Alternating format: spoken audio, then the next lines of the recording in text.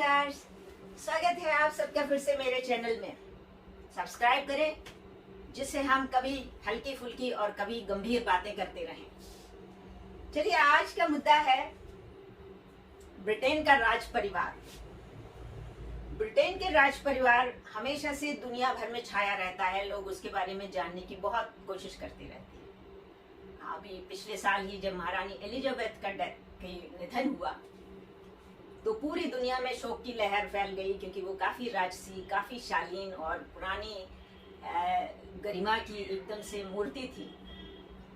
इससे पहले princess Diana, जो कि आज के किंग चार्ल्स की पत्नी थी, वो पूरी दुनिया में सपनों से सुंदर एक राजकुमारी थी जो मानवता के कामों में भी बढ़ चढ़कर हिस्सा लेती थी और पूरे दुनिया में बहुत अच्छी तरह से याद की जाती हैं, सराही जाती हैं। डायना और चार्ल्स के दो बेटे हैं, राजकुमार विलियम और राजकुमार हैरी। आज सारी दुनिया की निगाहें इन दोनों राजकुमारों पर हैं। उसकी एक वजह ये भी है कि राजकुमार हैरी ने ब्रिटेन के राज परिवार से अलगाव करके अब अमेरिका में रहना शुरू कर दिया है और इस वजह से लोग बहुत कुछ जानना चाहते हैं। उनकी शादी हुई है मेगन मार्कल से और वो अमेरिका में रहना ही पसंद करते हैं। राजकुमार विलियम अपने राजघराने इंग्लैंड में ही रहते हैं। उनकी भी शादी हुई है कैथरीन मिडल्टन से, जिन्हें केट भी कहते हैं, और वो पूरी तरह से रचे बसे हैं अपने राज परिवार के रहन सहन। आगे चलकर किंग चार्ल्स के उत्तराधिकारी भी हैं और राजा बने। शुरू में दोनों भाइयों में आपस में बहुत प्यार था, एक साथ रहे, लेकिन हैरी की शादी के बाद उनकी पत्नी को कुछ वहां रहना पसंद नहीं आया या उनके साथ ऐसा कोई पक्षपात हुआ है, उन्हें ऐसा लगा, इसलिए अब उन्हें इंग्लैंड में रहना पसंद नहीं और वो अपने परिवार में दो बच्चों और पत्नी के साथ अमेरिका में रहने लगे। क्या वजह है कि ये दोनों भाई इतने अलग अलग हो गए हैं कि एक दूसरे से बात करना भी पसंद नहीं करते हैं? देखते हैं इनके व्यक्तित्व में क्या अंतर है। राजकुमार विलियम काफी प्रैक्टिकल हैं, जबकि राजकुमार हैरी बहुत ज्यादा भावुक हैं, इमोशनल हैं। आज भी वो राजकुमार हैरी अपनी माँ के साथ हुए अन्याय को या उनके साथ बुरा हुआ या उनकी याद को भूल नहीं पाते हैं और उससे बहुत गहरे जुड़े हुए हैं। इसलिए उन्हें वर्तमान में अपनी जिंदगी जीने में थोड़ी सी कठिनाई हो रही है, सही गलत को समझने में थोड़ा सा परेशानी हो रही है।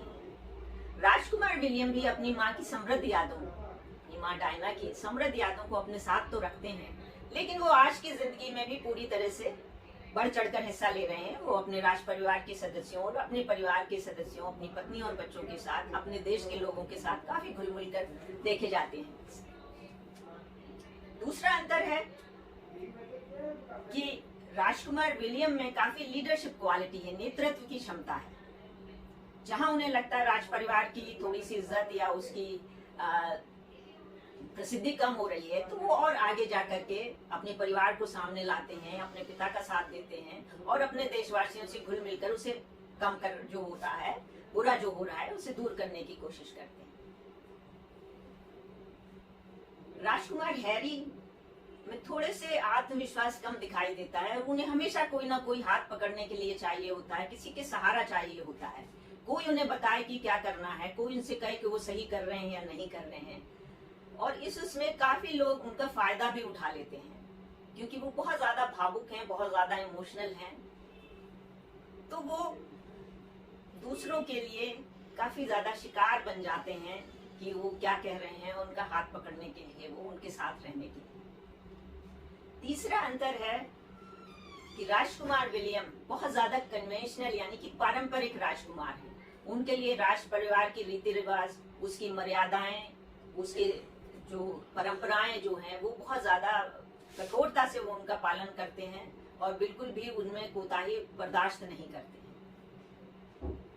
राजकुमार हैरी थोड़े से असमंजस में हैं। शादी से पहले उनकी जिंदगी अपने दादी के साथ, अपने पिता के साथ, अपने भाई भाभी के साथ बहुत खुशहाल रही, लेकिन अब उन्हें लगता है कि जैसा उनकी माँ के साथ हुआ वैसा ही उनके साथ हो रहा है, तो वो अमेरिका में रहने लगे अपनी पत्नी के साथ। उनके साथ हो रहा है, उनकी पत्नी के साथ भेदभाव हो रहा है, पक्षपात हो रहा है। तो इस तरह से उन्होंने एक किताब भी लिखी, स्पेयर, जिसमें कि उन्होंने अपने पिता, अपनी दादी, अपने भाई, अपनी भाभी, सबके लिए खराब बातें लिखी, जिससे उन्हें बहुत दुख हुआ। एक परिवार में थोड़ी बहुत उठक पुठक हमारे भारतीय परिवारों में भी होती रहती है, उसको इतना बड़ा मुद्दा बनाना कि मेरे भाई ने मुझ पे चिल्लाया, मेरे भाई ने चिल्लाया तो मेरी दादी चुप रही। अरे ये तो हर परिवार में होता है। इसे इतना बड़ा इशू बना लेना, ये प्रदर्शित करता है कि उनमें थोड़ा सा परिपक्वता का स्तर थोड़ा सा कम है। तो वो इस तरह से राज परिवार की मान मर्यादा के लिए उनके मन में कोई ज्यादा सम्मान नहीं है। चौथा अंतर आता है कि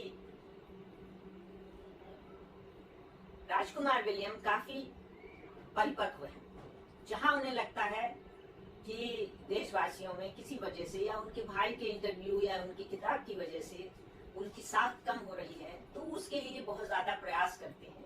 वो हमेशा बढ़ चढ़कर निर्णय लेने में आगे रहते हैं और उनकी पत्नी भी उनके साथ देती है और उस तरह से वो पूरे परिवार के साथ, देशवासियों के साथ आते हैं कि हम आपके साथ हैं और हमने कुछ गलत नहीं किया है।